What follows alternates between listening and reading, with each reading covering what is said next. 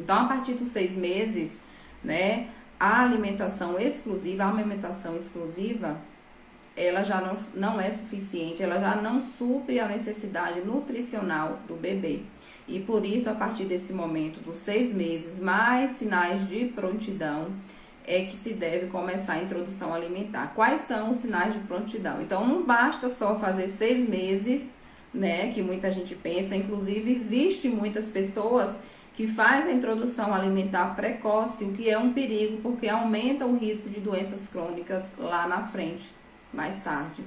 Então, é preciso ter cuidado. Então, além desse bebê ter 6 meses, ele precisa ter sinais de prontidão. Quais são esses sinais de prontidão aí que o bebê precisa ter? Sustentar a cabeça e o tronco de forma segura e firme, sem ninguém segurar ou se ele está encostado em alguma coisa. Então, isso faz parte dos sinais de prontidão. Ele segurar objetos com a mão, então é aquela coisa, né? Ele conseguir pegar o objeto e levar na mão, justamente que é para quando ele for começar a consumir os alimentos, a comer os alimentos. Reduzir ou então eliminar o reflexo de prontidão, de protusão da língua. Então, né, você observa aí quem tem bebê, quem já é mãe sabe que o bebê ele costuma ficar colocando sempre a língua para fora. Então, ele tem que reduzir essa protusão da língua aí, faz parte desses sinais de prontidão. E o bebê ele deve estar sempre sentado com as costas eretas e sem apoio, como eu falei anteriormente. Então, não dá para comer deitado, né? Você já se imaginou comer deitado, como é desconfortável, como é ruim? Então, não dá para comer assim, né? O bebê deitado assim, porque é ruim.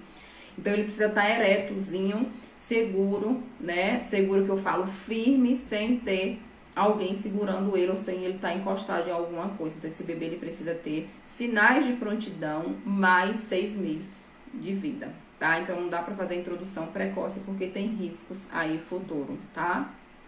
É sempre bom também lembrar o seguinte, existe gags, tá? Que é um reflexo, na verdade, de não fazer com que o bebê engasgue.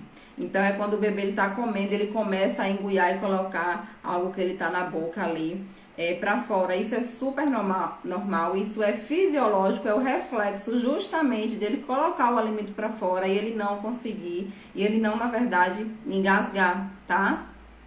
Por isso que tem lá aquela protusão, uma das regras para o bebê passar a poder consumir alimento não é só fazer 6 meses, é 6 meses mais sinais de prontidão, ok. Então, uma desses sinais de prontidão é justamente o bebê reduzir ou de fato eliminar praticamente essa protusão da língua para fora, que vai ajudar nesse reflexo aí desse falso engasgo, como muitas mães têm medo, tá certo? E aí, existem 2 métodos de introdução alimentar. O método tradicional que todo mundo conhece, né, e sabe qual é, que é oferecer para esse bebê tudo batido, tudo liquidificado, tudo amassado, tudo papa, tá? Inclusive, lá quando eu formei, eu só conhecia esse método. Então, bebês que eu atendi, eu orientei mães a fazer essa introdução alimentar. Só que hoje eu não oriento mais. Então, é uma introdução alimentar que você dificulta, inclusive, o processo de mastigação dessa criança. Você faz com que ela não mastigue, consequentemente também ela não vai conhecer os alimentos, e aí, porque é tudo batido, é tudo liquidificado, né, gente? É tudo papo, é tudo misturado, é tudo mexido. Então, a criança, ela nem sabe o que é que tá comendo. Eu também postei um vídeo aí no story mais cedo, que tem lá uma criança comendo feijão, eu acho que carne, não sei, abóbora, cenoura, e assim, quando eu vi o vídeo, que eu fiz um remix, eu pensei que era um prato de carne moída crua, e ela tá lá comendo. Então, ali é uma criança que futuramente ela vai ter rejeição de vários alimentos, porque ela não sabe gosto, ela não sabe textura, ela não sabe sabor, ela não sabe identificar e diferenciar, porque ela sempre comeu tudo junto, batido e misturado. Então, isso aumenta o risco, como eu falei, de obesidade futuramente e de muita rejeição de alimentos, porque a criança foi apresentada aos alimentos dessa forma. Tudo batido, tudo misturado, sem sabor, sem textura, só aquela papa ali. né? E aí também tem aquelas mães que começam a dar fórmula ou dar mingau, enfim, né? Que é esse método tradicional. Então, não é tão indicado mais nos dias de hoje. Eu sei que muita gente faz, mas não é indicado por conta dessas questões que eu falei. Baixa aceitação, baixa variedade e o risco alto aí para a questão da obesidade futuramente, tá? Então, a criança ela vai rejeitar os alimentos porque ela comeu tudo batido, ela não sabe que tem gosto, o que é aquilo ali, certo? E um método que eu utilizei com Henry, né, que sou apaixonada e porque traz vários benefícios, tá? E aí, que é o método BLW, né, que é um termo aí utilizado por uma enfermeira inglesa, certo? E aí, essa abordagem faz com que esse bebê, ele, a partir dos 6 meses, mais sinais de prontidão, ele comece a se alimentar da comida da família. Agora, vale aqui um parênteses muito importante. Então, se é uma família que tem um hábito alimentar muito ruim, vai ser péssimo para essa criança, tá? Então, se é uma família que de manhã só come, sei lá, produtos industrializados, o que é que esse bebê, depois de 6 meses, vai passar a comer só produtos industrializados? Vai ser ruim, né? E aí vai. Então, se é uma família que não tem hábito de comer salada, de comer verdura, de comer gorduras boas no almoço, esse bebê vai por esse mesmo caminho. E aí, quando chega lá 7, né, criança ou tá adolescente, não sabe por que tá com colesterol alto, por que tem obesidade. É os erros alimentares que foi trazido aí dos pais. Tá? Então, o método BLW, ele é excelente, mas quando você pensa em um contexto de uma família que tem hábitos alimentares saudáveis, né? Come frutas, come verduras, come gorduras boas. Então, isso é muito importante também, tá? Nessa questão aí do método BNW. Esse método faz com que o bebê coma, como eu falei, a alimentação da família, dos pais, né, ou de quem cuida dele, enfim, e aí que seja ofertado para esse bebê os alimentos inteiros, como eu também já postei vídeos aí anteriormente. Então, ele vai pegar, ele vai comer, e é um método também que o bebê, ele para quando ele está satisfeito. Então, ele não vai ficar ali comendo o tempo todo. Então, por exemplo, se fosse um método tradicional, com a mamadeira cheia de mingau, o bebê ia tomar essa mamadeira toda, porque tá ali enfiada na boca dele. E muitas das vezes é doce, só tem açúcar e farinha branca, o que deixa o paladar mais viciado. E aí ele vai consumir também essa mamadeira toda. Muitas das vezes uma quantidade até maior do que ele precisa, tá? Então o método ele tem esses benefícios aí.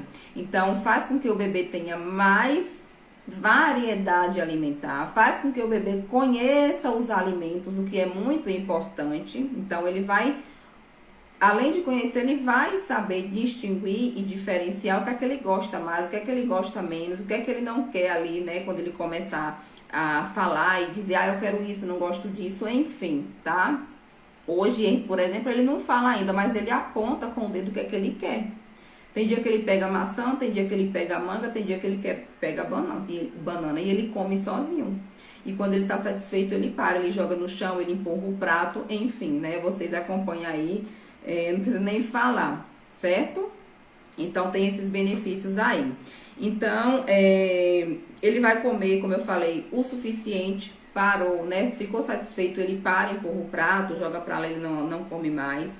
Ele vai fazer, inclusive, prevenção de obesidade futuramente, tá? Vai ter uma maior autonomia, então vai ser uma criança que vai ter uma autonomia muito maior depois, né? De grande já, inclusive. Vai comer mais e vai comer melhor, fazendo seletividade dos alimentos, como eu falei, certo?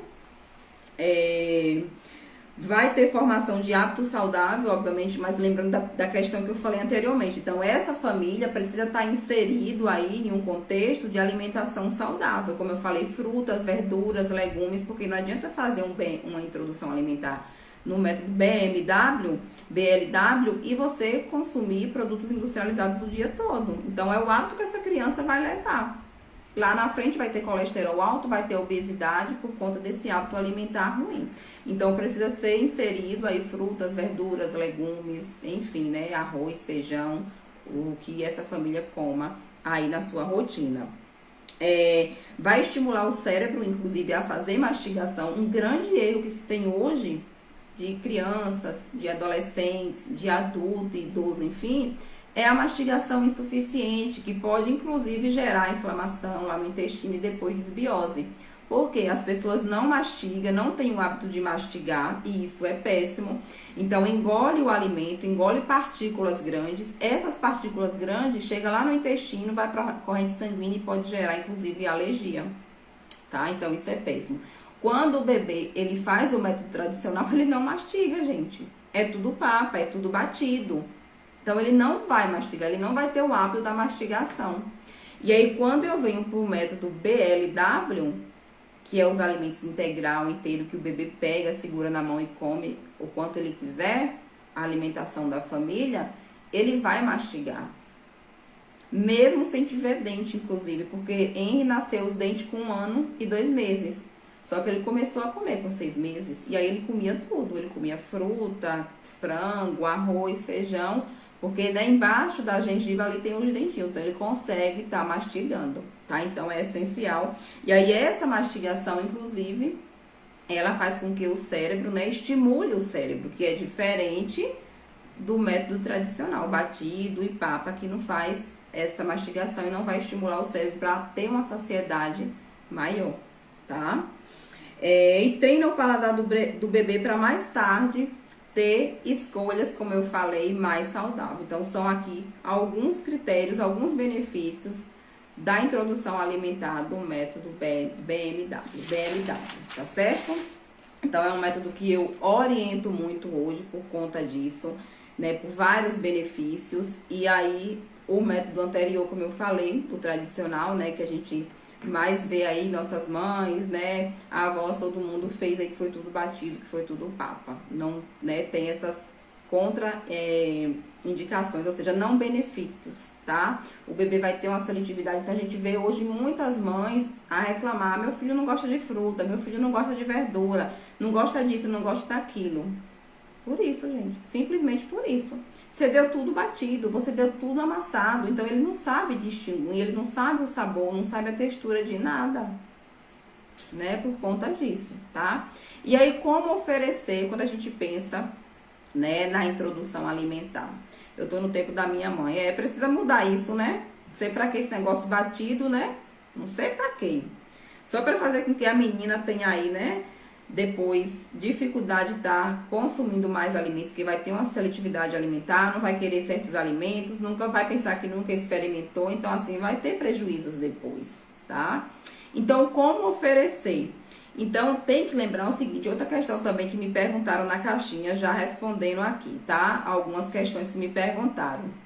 Eu já falei do engasgo, acho que você não tava, né? Não engasga não, porque um dos alimentos que mais tem risco de engasgar é o leite materno, e não engasga, tá?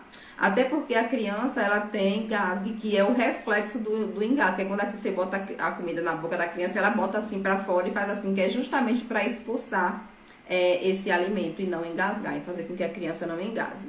Então, outra coisa também, gente, que quando as mães começam a se questionar, dizer, quando começa a introdução alimentar, é que os filhos comem muito pouco. Só que entenda bem, 6 meses, quando começa a introdução alimentar, é conhecimento para o bebê dos alimentos, praticamente, certo? Não é dar um alimento para o bebê encher e, entende? É só ele conhecer, é praticamente ali 6, 7, 8 meses é ele conhecer os alimentos. Então, a textura, o cheiro, enfim. Então, é mais para isso. Então, não se preocupe quanto a isso. É tanto que tem recomendação de 6 meses até 9 meses oferecer, de 6 até 7 meses, desculpe, oferecer só 2 colheres de sopa de comida para essa criança, para você ver a quantidade, como é pouquinha. É porque é um conhecimento mesmo do bebê pegar o alimento, sentir, cheirando, enfim, é mais uma brincadeira. E aí, nesse primeiro, né, 6 meses até 9 meses, é esse conhecimento ali do alimento, enfim, da textura que ele vai pegando, vai experimentando, colocando para fora ou não, ou comendo alguma coisinha.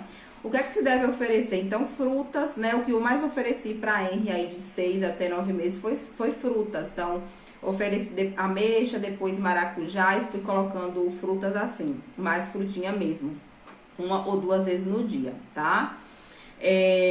Aí pode ser banana, pode ser maracujá, pode ser, sei lá, manga. Então você vai oferecendo aí de acordo a sua rotina, o que você come, o que vê que ele tem mais preferência. Uma das perguntas também que me fizeram aí na caixinha, que eu já vou responder aqui. Ah, mas eu não tive um bom consumo de frutas durante a gestação. Eu já vejo que ele tem dificuldade de comer. Pois é, sabe por que isso? Porque o bebê, quando você está gestante, quando você faz 13 semanas de gestação, o seu bebê, ele começa a sentir o gosto de tudo que você come. Quando fecha ali 16 semanas, o seu bebê já consegue distinguir azedo, doce, salgado, ele já consegue distinguir em tudo. Então, por isso que o bebê vai ter mais facilidade de aceitação de alguns alimentos e outros não. Principalmente os que você mais comeu. Na minha gestação, por exemplo, teve umas 2 vezes que eu tive desejo de limão. E aí, nessas 2 vezes que eu tive desejo de limão, gente, eu tava lá já na, sei lá, 18 ou 20 semanas. E aí, nesse desejo, eu sentei assim, eu chupei, sei lá, uns 6 ou 7. O limão, a quantidade de limão que tinha em casa, eu chupei toda. Assim, mas, ó, chega, babava. Chupei tudo. Ele não aguenta ver um limão. Ele chora pedindo esse limão. E ele, assim, ele se delecia com esse limão. Pra vocês verem como é azedo. Tem gente que não consegue, que faz careta. Ele se delecia. Chega a babar com esse limão. Então, tem que ficar bem claro isso. Então, eu não tive um bom consumo de frutas, de verduras, de legumes. Ou seja, eu comi qualquer coisa e não pensei nisso. Obviamente que você vai ter um trabalho a mais com essa introdução alimentar, porque o bebê de fato vai rejeitar. Isso nem se discute. Ele vai rejeitar sim, tá? Vai ter uma dificuldade aí para aceitação dessa alimentação, mas é aquela questão, tem que ter paciência e tem que ter insistência. Tem estudos que falam que a gente deve oferecer para a criança em torno de 13 vezes o mesmo alimento, quando se tem essa rejeição. Mas isso, como eu falei, é se você não teve uma gestação com acompanhamento, com orientação, e que você fez muito caso dos alimentos, né, saudáveis entre si, frutas, verduras, legumes, tá? Aí, de fato, esse bebê vai ter essa rejeição. Então, é pensar nisso daí também. Mas é ter paciência, tá?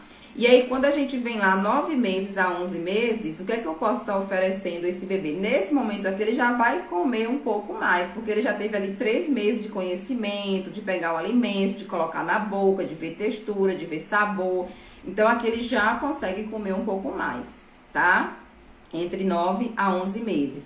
Então, nesse momento, eu posso fazer o que com ele? Colocar um lanche da manhã como fruta, depois colocar o almoço, né? Pensar no almoço, um lanche da tarde e um jantar, tá? Então, dá pra fazer isso aí já de 9 a 11 meses. O que é que pode entrar? Panqueca de banana, pão de aveia, pode entrar banana da terra cozida, certo? Eu posso colocar um pouquinho de azeite aí nessa banana também. Então, já posso estar brincando aí com a alimentação mesmo da família em si, que a família faz. Quando eu venho para um bebê que ele já está com 12 meses, ou seja, 1 ano de idade, então, de fato, ali ele já, né, se desenvolveu bastante, já conheceu bastante os alimentos lá desde os 6 meses. E aí eu posso pensar um pão de milho, tá? Mas pensando nesse pão de milho que eu fiz em casa com a farinha de cuscuz, né? Com flocão de cuscuz, por exemplo. Eu posso pensar em uma tapioca com frango, é o que ele mais gosta, inclusive. Eu posso pensar em raiz, aipim, batata doce, banana novamente, tá certo? Eu posso pensar, como eu falei, novamente no azeite, atum, sardinha. Então, já posso pensar aí, de fato, com 1 ano de idade, que esse bebê vai fazer todas as refeições que a família faz. Café da manhã, um lanche, tá? Lanche da tarde, ou café da manhã, lanche da manhã, almoço, lanche da tarde e jantar, certo? E é isso, obviamente, que se você for fazer a amamentação até os 2 anos de idade, que é a recomendação da Organização Mundial de Saúde, você pode estar amamentando aí nos intervalos, né? Aí fica a critério de cada mãe, tá bom? E aí, o que é que não deve oferecer? Então, eu falei aqui de alimentos, né? De alguns alimentos. Eu já dou a aipim pra Luara. E ela já come, né? Obviamente. Pode dar qualquer coisa. Aipim, batata, inhame, banana da terra, cozida e bem molinha. Né? Já que você tá nesse método aí da sua mãe ainda, né, Dili? Não sei por quê. Aí depois a menina vai ter seletividade alimentar e também não sabe por quê, mas eu sei. Então, o que é que não deve oferecer para um bebê menor de 1 ano, tá, gente? que assim seria risco até de morte, por exemplo, tá certo? O mel é um deles, tá? O mel tem uma bactéria, e aí essa bactéria, o bebê, por ter um sistema imunológico incompleto, insuficiente, ele não consegue dar conta dessa bactéria caso o mel esteja contaminado. Então tem que ter cuidado. Então o mel não deve entrar antes de 1 ano. A água de coco não deve entrar também antes de 1 ano. Teve até uma pergunta na caixinha esse final de semana aí, eu respondi, porque lembrar que a água de coco tem glicose, que é açúcar. E açúcar não deve ser oferecido até os 5 anos de idade, pela recomendação, pela Sociedade Americana de Pediatria. Ninguém precisa de açúcar, né, gente? Vamos combinar. Açúcar só faz mal. Não traz nenhum benefício para ninguém. Imagine para um bebê que está em formação, que está com o sistema imunológico imaturo. Não tem por que dar açúcar para um bebê. Então, eu posso pensar aí também em suco industrializado de caixinha, que sempre vai ter adoçante ou qualquer outro açúcar barato ali da indústria, tá? Mucilon, biscoito, nada disso deve ser oferecido, tá? Leite e derivados, então iogurte, manteiga, coalhada, o que for ali preparado do leite, mucilon e qualquer outra farinha branca. E o que é que a gente mais vê aí, né, quando se faz introdução alimentar? É crianças consumindo mamadeira o dia todo. E aí as mães se perguntam, por que o colesterol do meu filho tá alto? Por que o triglicerídeos do meu filho tá alto? Gente, esses mingais de mucilon, farinha, Nestlé, enfim, é tudo farinha do mesmo saco. Só tem açúcar e farinha branca e um monte de aditivo alimentar. Que de imediato vai ter o quê? Alteração aí metabólica, colesterol, triglicerídeos alto. Mas futuramente vai ter muitos problemas de saúde, tá?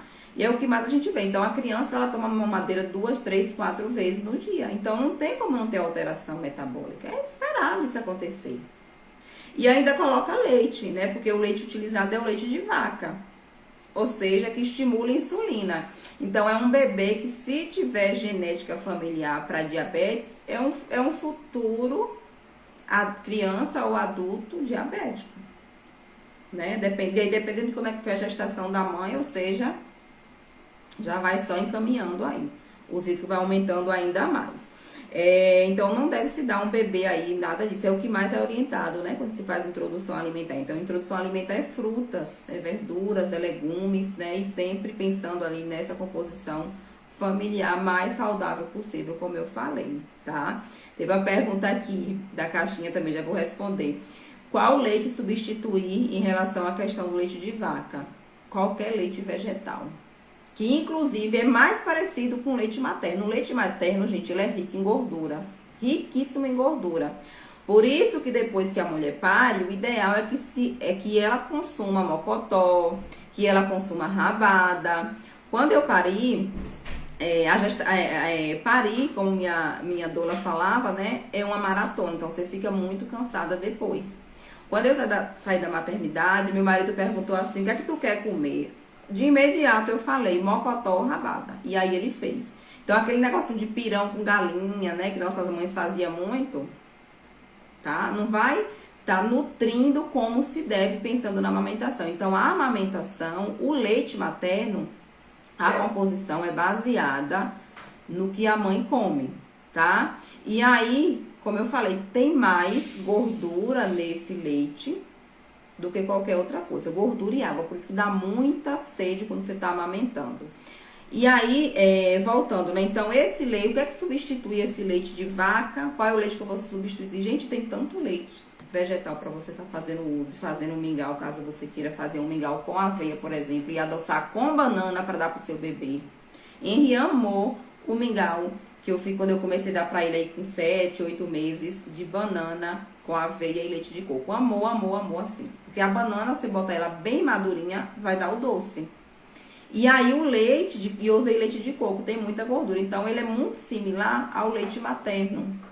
E aí, você, além do leite de coco, você pode utilizar leite de aveia, leite de inhame, leite de arroz. Ó, já dei aqui 4 opções para vocês ao substituto do leite de vaca. 4 opções. Barato, dá para você fazer e deixar na geladeira, é super tranquilo, né? Então, não é só pensar que existe o leite de vaca e que a cultura é o leite de vaca e tem que se manter isso.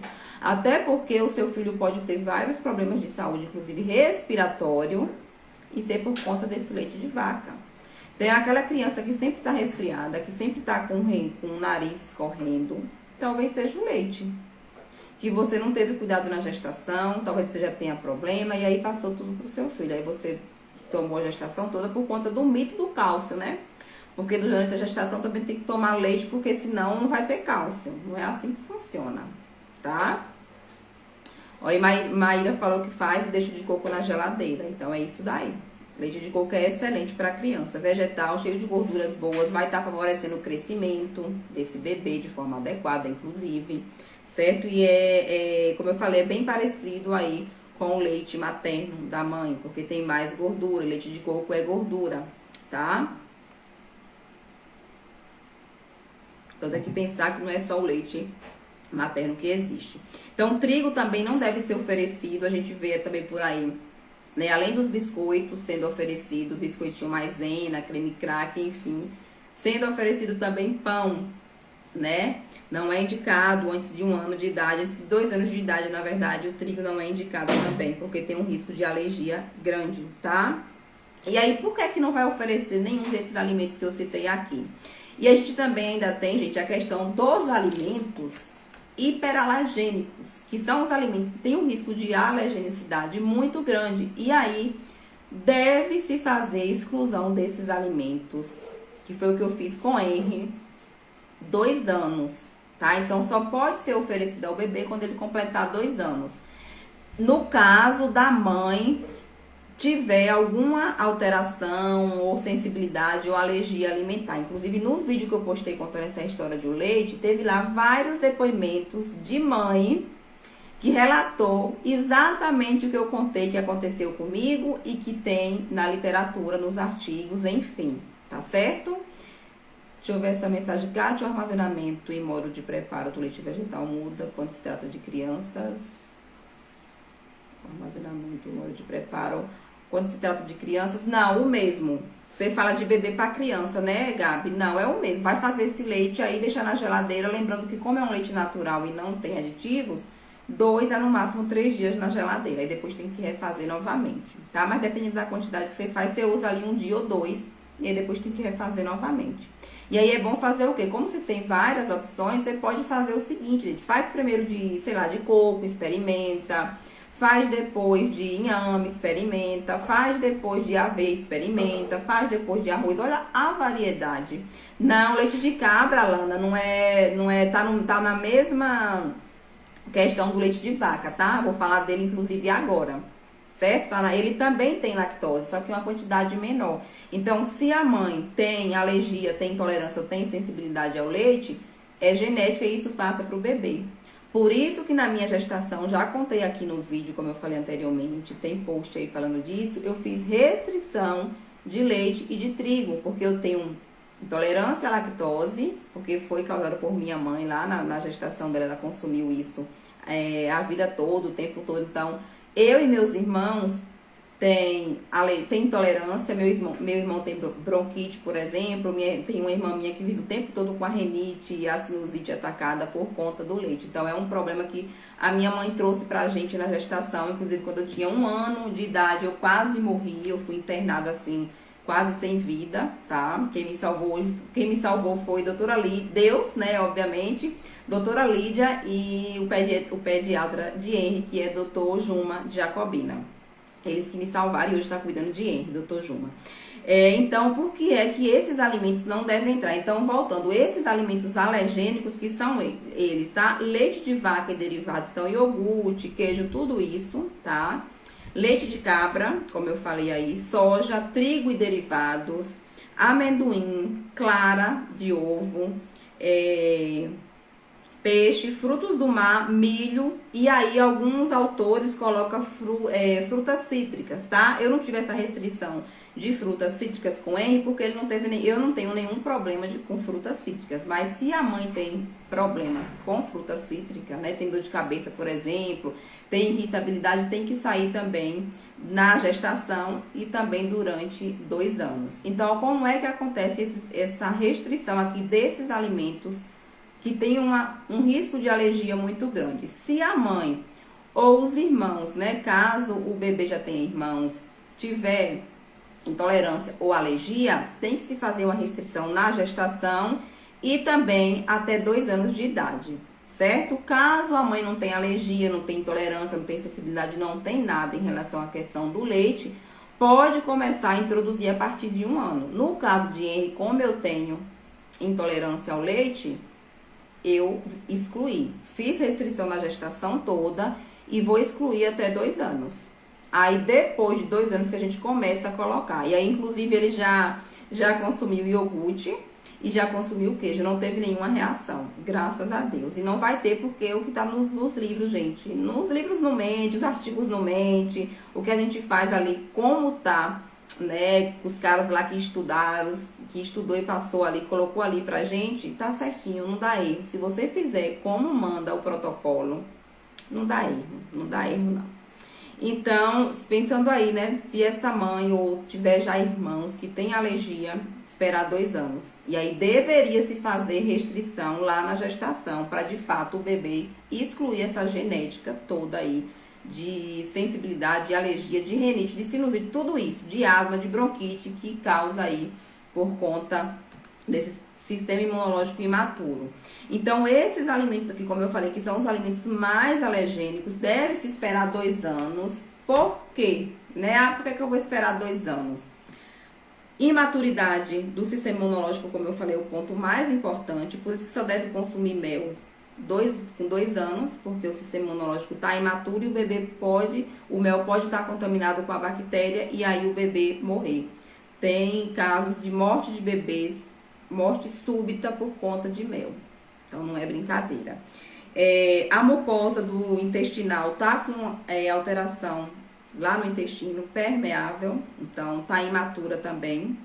E é lá que tudo é absorvido para ir para a corrente sanguínea. Então, se tá permeável, não tá 100% formada, eu posso ter o quê? Desvio do alimento que sai do intestino e vai para a corrente sanguínea de forma imediata e vai gerar alergia imediata nesse bebê. Aí vem o quê? Diarreia, cólicas, vômitos, olha o perigo.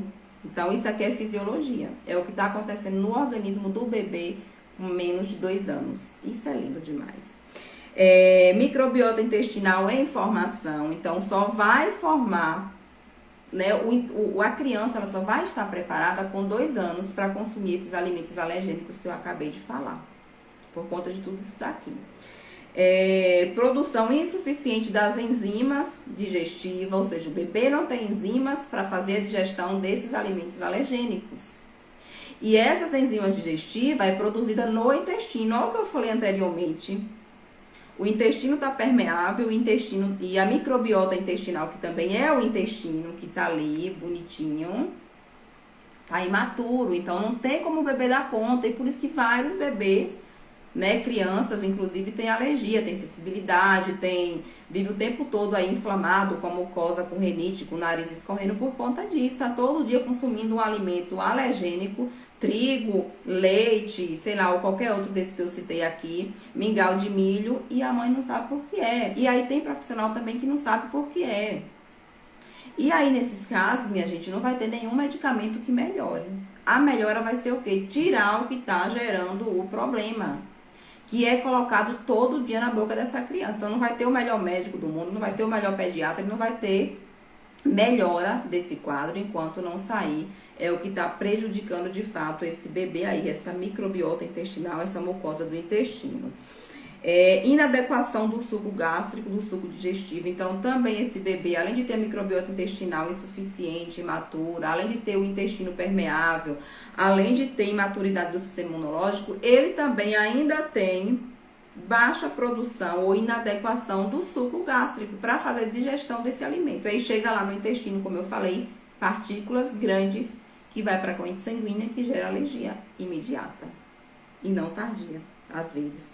Imaturidade renal. Então, eu posso fazer com que esse meu bebê, menor de 2 anos, ele tenha um problema renal por dar esses alimentos aqui que eu citei, ou produtos alimentícios que eu citei, por conta dessa imaturidade da parte renal. Então, olha quanta coisa eu tenho para pensar, e que o bebê só vai estar com isso aqui formado com 2 anos, e por isso essa restrição. Então, não é uma restrição à toa, é uma restrição necessária, fisiológica. E a fisiologia, ninguém se discute com fisiologia, não. Fisiologia é o que explica tudo.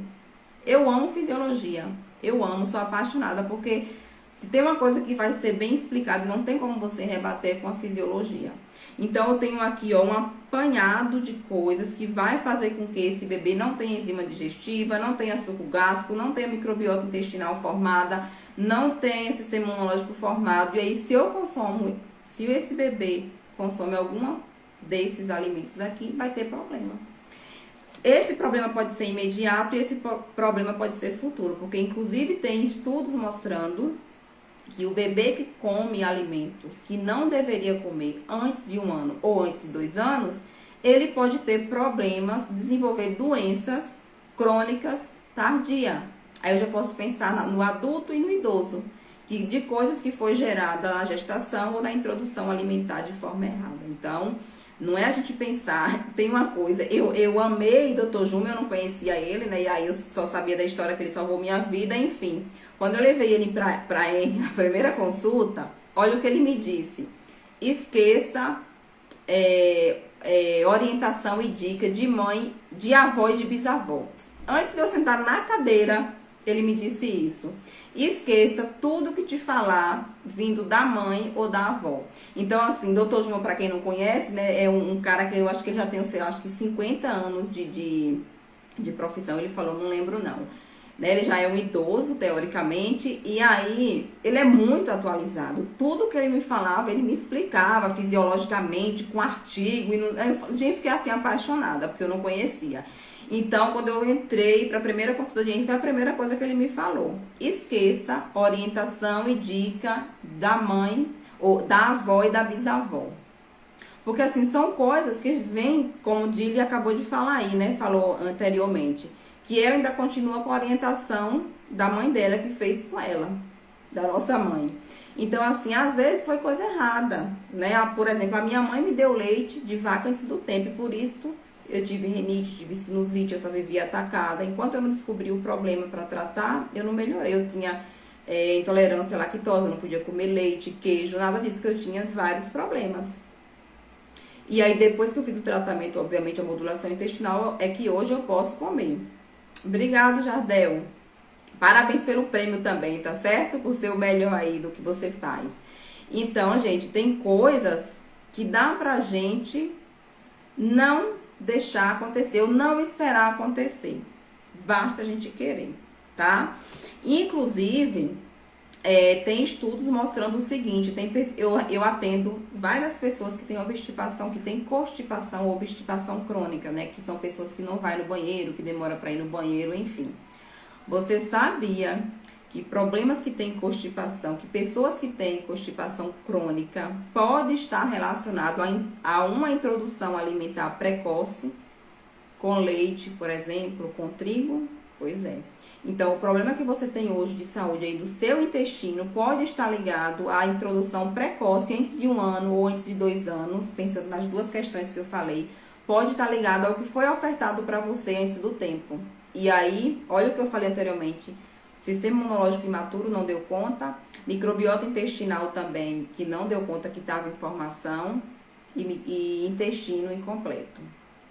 E aí fez o quê? Alteração dessa microbiota intestinal, desse intestino, desse sistema imunológico, que consequentemente fez com que você teve essa alteração aí no intestino. Então, eu atendo várias pessoas. E aí tem pessoas que eu já consigo ali de cara diagnosticar esse problema, a gente pede para tirar, por exemplo, o leite. E aí a pessoa volta 15 dias depois, estou indo no banheiro todos os dias. Por quê, gente? Porque o que prendia ela, o que fazia ela ter uma alteração intestinal era o leite que ela consome todos os dias. Seja o leite no café, seja o queijo com pão, com tapioca, enfim. Mas sempre tinha ali, na rotina dela, o leite e os derivados, tá? Eu não sou contra leite, quem é meu paciente sabe disso. A questão é individualidade.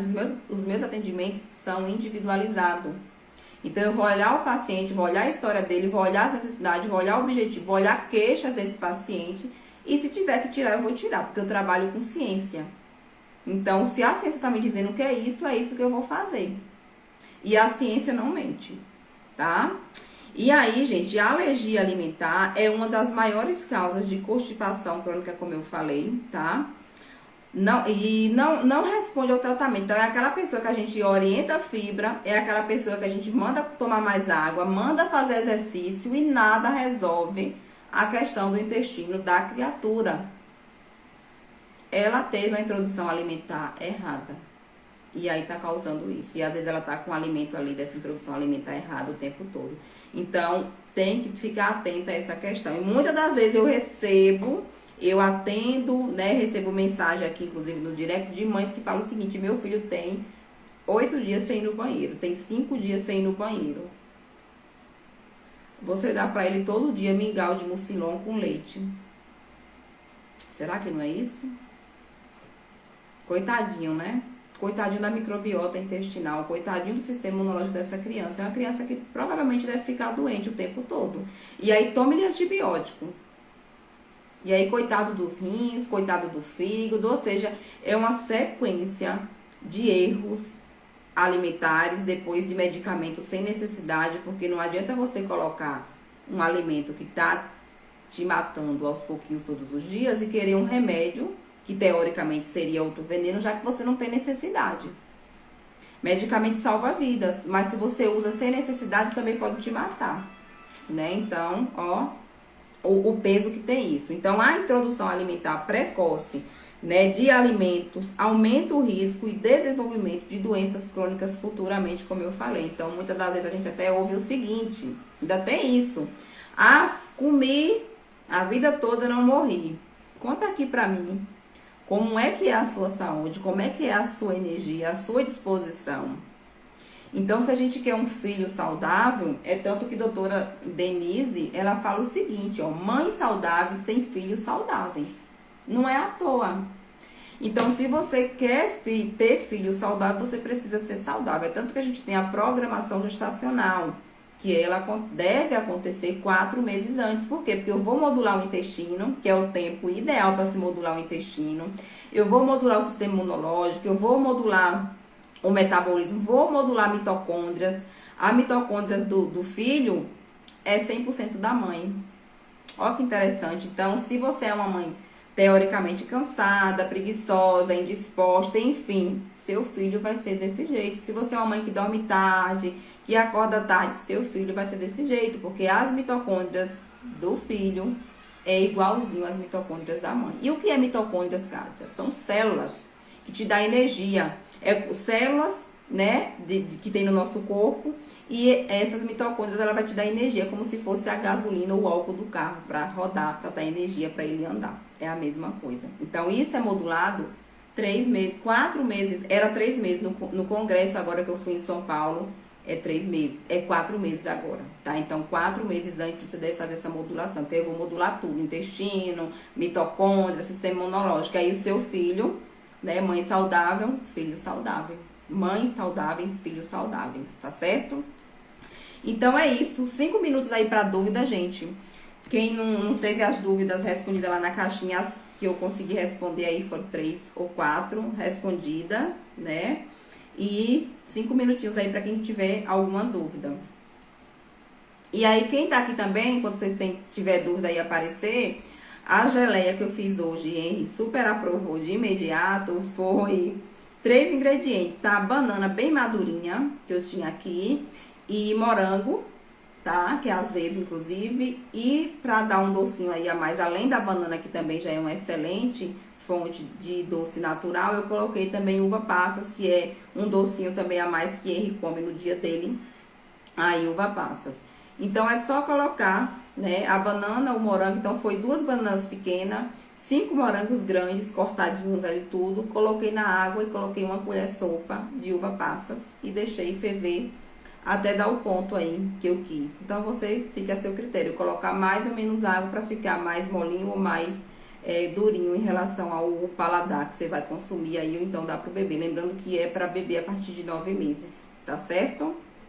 Dúvidas? Nada de dúvidas. Eu acho que ficou claro, né, gente? Próxima live vai ser dia 25, se eu não me engano, vai ser sobre digestão. E aí eu vou trazer para vocês tanto a questão da medicina Ayurveda quanto da nutrição. Vai estar excelente também. Tá certo, minha gente? Quem não viu aqui, quem entrou depois, ela vai ficar salva lá no YouTube. E aí depois você só vai lá assistir a reprise, caso queira. Tá certo? Beijos e boa noite.